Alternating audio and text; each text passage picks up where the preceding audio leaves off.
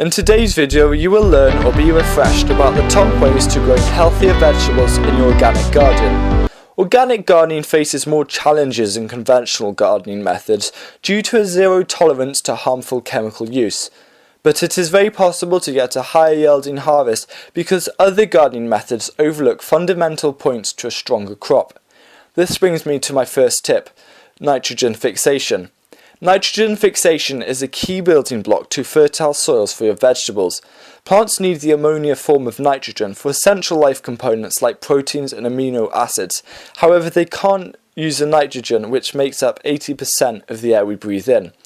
Therefore, planting legumes like peas and beans will fix nitrogen in the soil by being stored in their nodes. This nitrogen can then be used up by other plants requiring this. Companion plant broad beans, sugar snap peas, and other legumes with other vegetables, and as a result they will promote plant growth.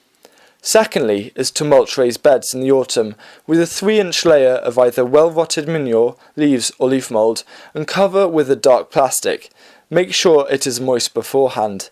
This will let earthworms and decomposers to work thoroughly at decomposing the organic matter over winter, resulting in a more fertile soil to grow vegetables in spring, and also being warmer as plastic absorbs warmth. Ensure you poke a few holes to allow a flow of oxygen, otherwise decomposition will not be possible. If you'd like to see a detailed video, click on the annotation above and learn the steps to success in 6 minutes.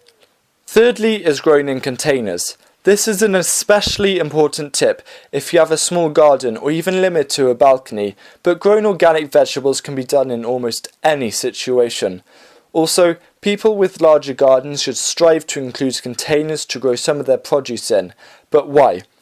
Containers make it easy to transplant plants, stops them becoming invasive, for example mint, and it can be used to grow vegetables on hard surfaces, for example on a patio, on a trellis, which will maximize yields.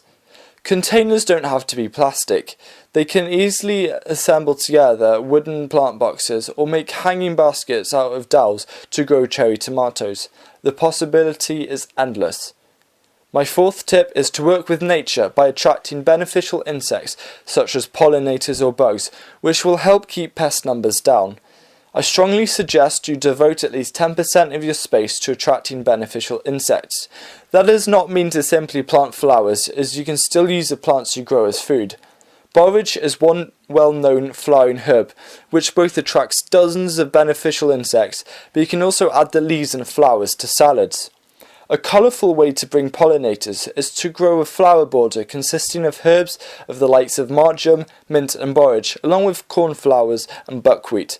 This will create a paradise for visiting bees, and why not create a movable paradise, for example planting in a bucket or a wheelbarrow and being able to move it around your garden. The fifth and final tip for growing organic vegetables is to get ahead of the game with weeds. As organic vegetable gardening is against the use of chemical weed sprays, it can only take a few weeks to get overrun by them. Weeds unfortunately will always outgrow vegetables. Originally, all vegetables are weeds, but after thousands of years of cultivation, they're weaker, therefore weeds will win the battle for space. But there are plenty of methods which will help you get that vital step ahead of the game. My personal favourite method is mulching, using up the abundance of free resources, for example leaves, cardboard and grass clippings we can source from our own backyard, in the house or in your local park. This fall, collect leaves and in the spring you can use them to place in between the rows of plants, stopping light hit the bare patches of ground and also adding nutrients as they slowly decompose. Add a 2 to 3 inch layer and repeat when you see weeds poking through. Another great mulch is wood chippings, which you can get for free or for a very cheap price at a local sawmill.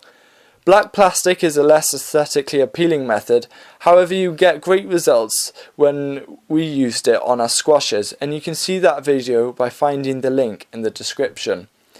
I hope you have found this video interesting, and I would love to know what your top tips are, so please post them down below in the comment section. I thank you very much for watching, and I'll see you again soon in another video. Remember, don't panic and grow organic.